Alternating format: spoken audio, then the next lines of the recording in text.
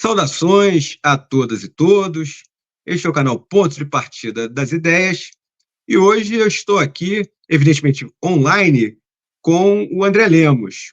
O André é autor deste livro aqui, que eu recomendo a leitura a vocês, que se intitula Globo versus CIEP, o embate, lançado pela editora À Parte, e como o próprio título indica, ele trata da verdadeira contenda que houve, de um lado, entre o Grupo Globo e, de outro, os partidários da chamada educação integral, liderados pelo antropólogo Darcy Ribeiro, coisa que ocorreu ali por volta do início da década de 1980 e chegou até a última administração do governador Brizola em meados de 1990. Antes de passar a entrevista propriamente dita, eu queria fazer uma breve referência ao currículo do André Lemos. Ele é sociólogo, ele é mestre em educação pela UFRRJ, né, que, como vocês sabem, é a Universidade Federal Rural do Rio de Janeiro, e ele é assessor em políticas públicas. André, de um lado, para começar, muito obrigado por ter aceito o nosso convite. E, para abrir esse bate-papo, eu queria que você desse uma ideia geral do que foi esse programa de educação especial aqui do Rio de Janeiro, mas com repercussões nacionais, não é? Que previa, que tinha como a ideia central, né, os chamados CIEPs, né? É isso, é o Programa Especial de Educação, Centros Integrados de Educação Pública, né? São dois, né? O primeiro e o segundo PE, na intermitência entre os governos Brizola, o primeiro entre 83 e 87 e o segundo na década de 90, né? Idealizador Darcy Ribeiro, que tinha como referência aí no escopo políticas públicas, né, de referencial também teórico, no Anísio Teixeira, né? O Anísio Teixeira, um grande percussionista da defesa da educação pública, a partir do Manifesto dos Pioneiros, né? Também como autoridade pública na educação, que fez a experimentação das chamadas escolas parques. Darcy Ribeiro, então, ministro da Educação em 62, é um dado que as pessoas se esquecem, já tenta emplacar políticas nesse escopo, inclusive tendo o Paulo Freire com suas primeiras experiências de alfabetização. Então, quando chega na década de 80, já naquele período buscando a transição democrática, tanto é que a inauguração do CIEP, em que pesa a campanha eleitoral do Brizola ter se pautado pela educação pública em 82, né, e a gestão inicia em 83, o CIEP só é inaugurado em março de 85, né, após as diretas e toda aquela discussão, onde a ideia era colocar o Tancredo Neves e já tem como presidente, então, o José Sarney, e estamos aí, então, entrando no período democrático, né? Então, essa é o CIEP. O CIEP que tem, então, os perfis com referencial nessas escolas parques mais amplo, mais pujante, em nível de governo, né? No outro contexto social e demográfico, uma perspectiva de ensino básico de tempo integral, né? Com prerrogativas pedagógicas emancipadoras e voltada para as camadas populares. Duas características, ou três, pelo menos, características do CIEP, talvez permeie mais, assim, nível de propagação, né? Primeiro é o fator nutricional, né? A alimentação nesse tempo integral dos estudantes, num período de muita calamidade, né? Tanto no ensino quanto na questão social, né? Você vai ter também o perfil, um agente público criado por esse projeto pedagógico chamado animador cultural, né, que criava as atividades de contraturnos, né, e que tornava assim, a questão pedagógica mais dialógica entre esses estudantes, né? E você vai ter uma outra característica, digo as três porque são várias, né? Mas outra característica que é o fator arquitetônico do CIEPS ser um projeto do Oscar Niemeyer, e aí também tem um outro roteiro de característica, que foi ter criado uma fábrica de escolas, do qual se criava com módulos de cimento, essa fábrica criava módulos, as escolas eram levantadas em tempo recorde abissal. Foram muitos CIEPs assim, em pouco tempo. Entendo. Mas o que levou você, André, o que instigou a tua curiosidade a pesquisar esse tema? Não é? O que te motivou? Eu assim, me formei em sociologia em 2007, né? 2008 eu estou fazendo já uma especialização. Aí eu começo a tatear quais são os programas que eu queria fazer. Eu fiz outra especialização em sociologia, cultura e política. E aí, e sempre pautado pela defesa, e dentro do, vamos dizer assim, da categoria de atividade, né, dentro do meio dos sociólogos, defendendo a obrigatoriedade de ensino de sociologia e filosofia no ensino médio, né? Desde quando o governo Lula aprovou lá, finalmente, essas disciplinas em 2010 e começou 2008, 2010 começou a se efetivar. Em 2016, quando tem o golpe, né, institucional, é bom que se diga, uma das primeiras atividades é tirar essa obrigatoriedade, né? O setor conservador, Congresso, emplaca um projeto de lei e retira a obrigatoriedade. E nesse escopo, no esteio dos anos 2000, começa a ascender o movimento Escola Sem Partido, né, que a gente chama de ESP, lá pelo Miguel Najib, lá um jurista, a partir de 2004. E aqui, no Rio de Janeiro, se tem uma literatura muito forte do que é a presença do ativismo conservador na educação. De modo que eu comecei a pleitear programas e linhas de pesquisa dentro do campo de sociologia, voltado para essa questão do que seria o conservadorismo ou ativismo conservador na educação. E conheço, assim, na verdade, eu provoco o Masson, que vem a ser meu orientador, em 2018, em plena marcha, né? Estava eu e minha companheira, eu vi ele marchando sozinho, fui o cumprimentar, começamos a conversar, o provoquei sobre escola sem partido, aquele momento era o Temer e tal. Aí ele me retrucou, André, para você ver, a gente teve uma época aqui, um ensino integral. Como é que seria isso se os ICEPs tivessem mantido? Ou como se comportaria esse movimento conservador com os ICEPs em voga? De modo que eu entro, então, como estudante, aluno ouvinte, já lá na Rural, né, no Departamento de Educação da Rural, e escrevo esse projeto, né, demando esse projeto, porque eu vi que, em relação ao CIEP, a percepção é que o protagonismo da Globo foi pujante, né? Eu começo a dizer que mais que os partidos, ou quanto partido, né, de alguma forma. Exatamente. A gente, sem querer te cortar, Claro. Na verdade, é um pouco a palavra que eu poderia usar. Assim, é impressionante como foi grande a resistência da Globo, né, do Grupo Globo, a uma iniciativa que, teoricamente, não devia suscitar. Né, todo mundo diz que defende a educação, né, mas eles caíram, como diz o povo, eles caíram de pau na iniciativa, e não foi sopa, não, foi um negócio. Né, quem acompanhou, eu acompanhei a imprensa na época, não era uma militância diária, diuturna, não é?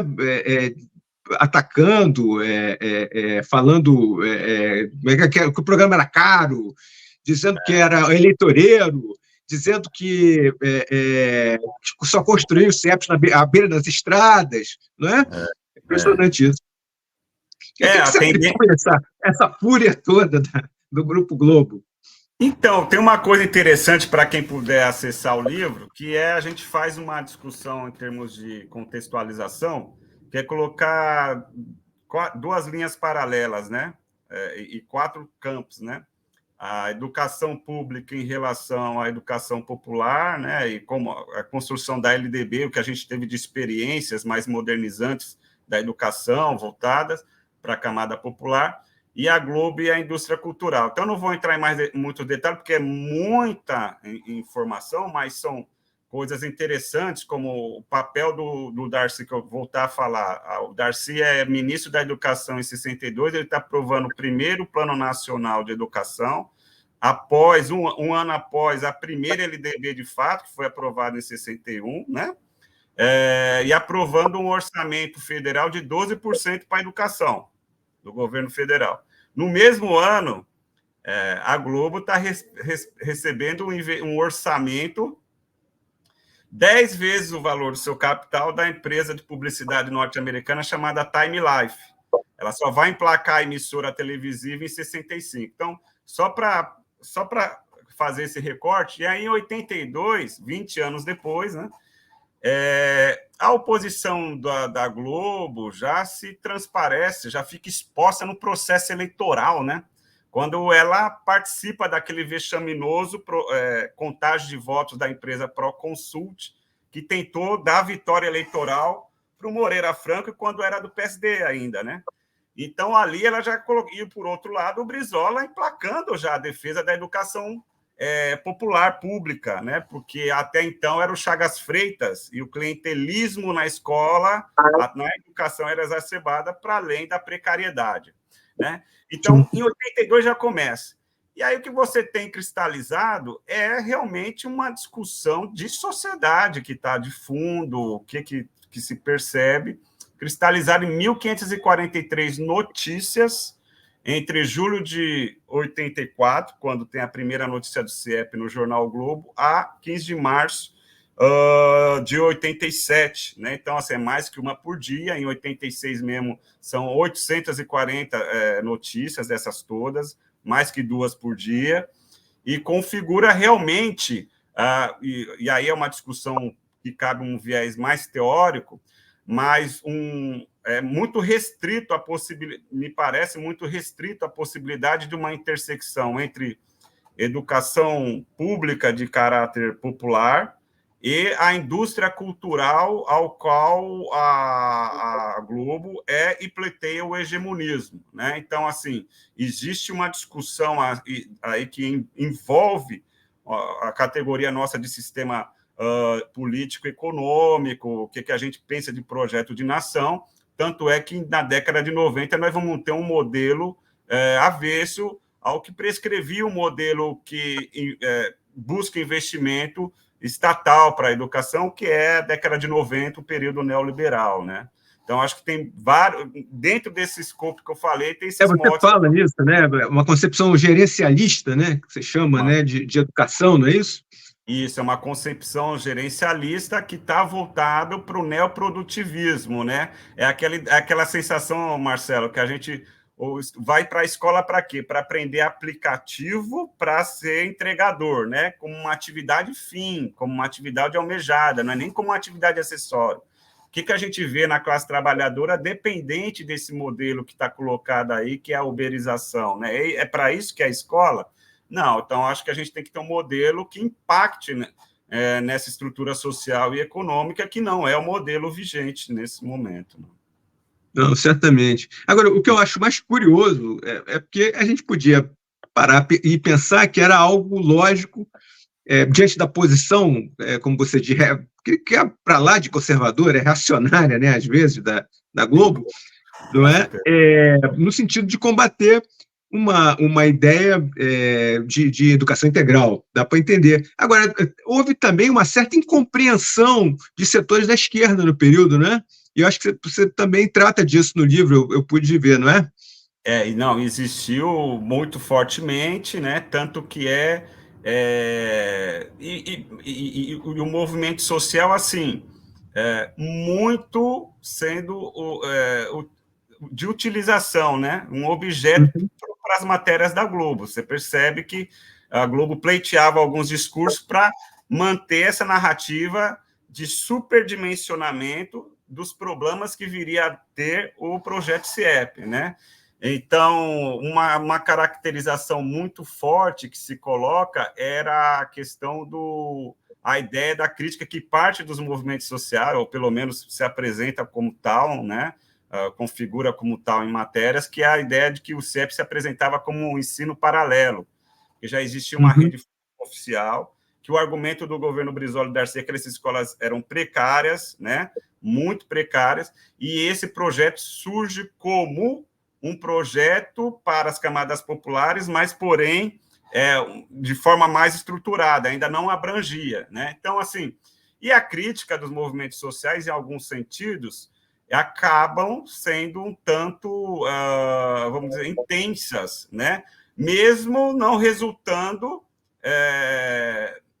em votos da maneira que eles... Porque o Saturnino ganha bem em 85, e o Gabeira, que foi o candidato à esquerda naquele período, nem chega perto, coisa de 7% ou 10%, né? Enquanto a desvantagem do Darcy Ribeiro para o Moreira, o impacto está realmente voltado pela opinião pública que foi construída em torno do CIEP. Eu não digo que o Darcy teria perdido aquelas eleições se não fosse a Globo, ou se não fosse, inclusive, a utilização do que vinha dessas narrativas, que cai para a gente, e aí, Marcelo, é importante verificar que para o povo, para a classe trabalhadora, o ensino integral tinha grande adesão. Então, assim, quando a gente fala de movimento social, a gente tem que ver também que era uma parcela e que eram representantes, assim, de uma entidade e tal. Era mais uma demarcação política do que representar mesmo algo mais substancial em termos das camadas populares. Inclusive, era tão grande a ideia da adesão ao CIEP, né, ao que o CIEP representava, né, que o Moreira Franco, como você descreve no livro, ele não fez oposição aos CIEPs, ele não disse que ia acabar, ele disse que é o contrário, que ele ia fazer com que ele ia intensificar os programas de educação integral. Você veja, né, até que a ideia era muito forte, né?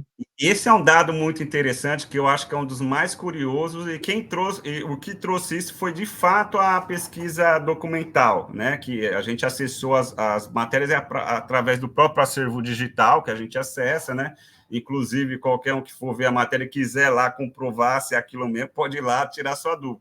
Mas é isso, Marcelo.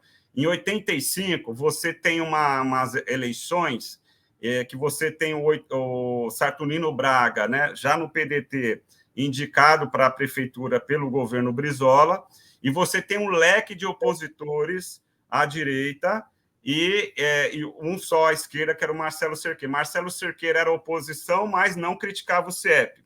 Os outros, todo esse leque, que eram vários, né, batiam fortemente no CIEP, eles criticavam fortemente o CIEP. Em 86, você vai ter a Aliança Popular Democrática. Existia lá também uma articulação nacional, tal. Alguns partidos de esquerda aderiram, tal. E qual que é a discussão ali interna, né? Como a porta-voz era o Moreira Franco, então você não tinha esses opositores de direita mais batendo, porque o porta-voz era o Moreira, né? A esquerda, não, pelo menos os que estavam na Aliança Popular Democrática, eram a favor do CIEP. E o Moreira, o que ele falava? Falava que expandia o CIEP, que tinha que chegar mais na Baixada, que tinha que construir ali, ou seja, problemas pendulicários, né? Então, e o jornal, por sua vez, o Globo, aumenta o grau daquilo que a gente chama de formação de opinião, que são representantes articulistas, que fazem artigos, colunistas, aquela carta aberta, que muitas vezes era duvidosa, né, questionável muito, que tinha um canal lá chamado Cartas Abertas, se aquilo lá realmente era um popular ou era alguém indicado pela Globo para ir lá xingar, mas tinha aquela Cartas Abertas que a gente considera um escopo do jornal que trabalha com opinião. Isso acendeu. Então, no campo político, adotou-se essa estratégia, e no âmbito da opinião pública, um componente de crítica exacerbado, assim. Então, foi muito grande, teve essa característica aí. Sim. E veja bem, como você diz, essa discussão vem de longe, né? Ela vem de antes, né, da ideia dos CIEPs, e ela continua, né? Quer dizer, a gente continua precisando de uma educação pública, gratuita, de qualidade, popular. Essa agenda, ao que tudo indica, ela não, como ela não foi realizada, né, ela ainda precisa ser realizada. Você vê condição da gente retomar essa agenda? Como é que você enxerga isso? Porque acho que uma das grandes, digamos assim, virtudes do teu livro, né, é mostrar que, de alguma maneira, a gente precisa disso, né? Isso foi uma experiência muito bem sucedida, foi muito atacada, mas que precisa ser retomada. Olha, Marcelo, o diagnóstico dessa necessidade, dessa demanda para o ensino básico nunca foi tão notório, né? A gente viu aí a publicação do último IDEB relacionado a 2023, né? O patamar é baixíssimo e não, você percebe que tem, como é de ciclo, né? E eles avaliam os últimos anos do ensino fundamental e médio, né? Que o quinta série, nona série, terceiro ano, tal. O saldo devedor da pandemia ainda é muito grande, né? Mas os números vão se apresentando que eles não conseguem nem evoluir. Nós estamos com o índice muito abaixo, inclusive no patamar ainda da pandemia, né? Ou seja, a gente já saiu da pandemia. Ou seja, a gente não retomou nem o que havia antes da pandemia, né? Que já era muito pouco, né? Não retomamos, né? E você perceba, qual que é o diagnóstico lá, o Camilo Santana verbalizou, né? Uma das demandas é o ensino integral. Quando você percebe o estar, embora esse ano deu Paraná na frente e Ceará em segundo, mas e o Paraná também tem lá sua parcela do ensino integral, é bom investigar, porque quando a gente volta os olhos só para um, a gente precisa olhar o todo, né? Mas o Ceará é um dos estados com mais permanência no topo do índice mais elevado do IDEB, né? O que o Ceará representa, Sobral? Representa justamente uma das coisas que eu falo, né? Embora o CEP caiu de pé, primeiro, porque ainda está colocado na narrativa da demanda aqui do Rio de Janeiro. E está colocado porque foi a referência a se colocar no ensino integral lá do Ceará, lá de Sobral, onde estão os melhores índices, onde estão passando os estudantes do ITA, né? Os estudantes que estão mais elevados que o processo seletivo da FUVEST, da USP, né? Ou seja, o ensino básico, ele é fundamental. O ensino básico, você está tratando com a maturação, com a individuação, com o cognitivo de crianças que vão se preparar para esse processo de ensino mais longínquo, com capacidades intelectuais que envolve todo esse patamar. Então, quando a gente está falando de ensino básico, a gente está falando de uma faixa etária da vida fundamental, né? Que a gente está falando de crianças, né? Então, nunca foi tão notório a necessidade, né? E para várias questões, envolve o campo da cultura, envolve o campo econômico, social, né? E envolve também, sobretudo, a inteligência brasileira, né? Como queria Darcy Ribeiro, o Brasil para os brasileiros, né? É verdade, é verdade. Bom, a gente o tempo passa rápido, né? Aqui o programa é curtinho, a gente passa rápido, mas queria te agradecer aí a participação, queria recomendar aí que as pessoas venham adquirir o seu livro, porque realmente é muito interessante. É muito interessante e retoma uma discussão que continua muito atual, né? Ela não tem abrangência só sobre o Rio de Janeiro. Na verdade, ela tem uma abrangência nacional, essa discussão, porque essa experiência continua sendo, para quem tem interesse numa educação pública, né, ela continua sendo uma experiência de referência. Então, eu queria te agradecer muito aqui, mais uma vez, e nós estamos chegando ao final. Queria fazer como eu sempre faço também, agradecer a quem nos assiste. Se gostou, peço que curta, se curtir, peço que se inscreva, e quem se inscreveu, eu peço que chame os amigos para nos assistir. Muito obrigado, até a próxima.